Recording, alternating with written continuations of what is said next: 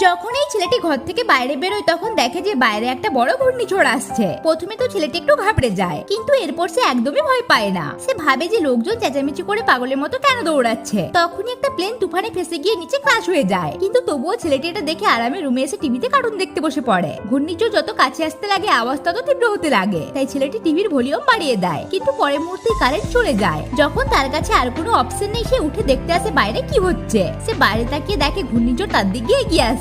এখন গিয়ে তার হুঁশ আসে, কিন্তু সে বুঝতে পারে না এখন তার কি করা উচিত। তখনই পুরো বাড়ি জোরে জোরে নড়তে লাগে। সে ভয়ে চড়ে টেবিলের নিচে লুকিয়ে পড়ে, কিন্তু কোনো লাভ হয় না। কিছুক্ষণের মধ্যেই ঘর তছনছ হয়ে যায় আর ছেলেটিকেও হাওয়া উড়িয়ে নিয়ে যায়। আসলেই সবকিছু একটা স্বপ্ন ছিল, কিন্তু টিভিতে ঘূর্ণিঝড়ের খবর দেখাচ্ছিল। ছেলেটি ভাবে সে বেশি টিভি দেখে ফেলেছে। তখনই তার বন্ধুর ফোন আসে। সে বলে যে সে নিউজে তার ঘর দেখতে পাচ্ছে, কিন্তু ছেলেটির বিশ্বাস হয় না। তাই সে বাইরে বেরিয়ে দেখতে আসে আর নিজের আশেপাশের অবস্থা দেখতে লাগে। এরপর সে বুঝতে পারে এটা স্বপ্ন নয়, বরং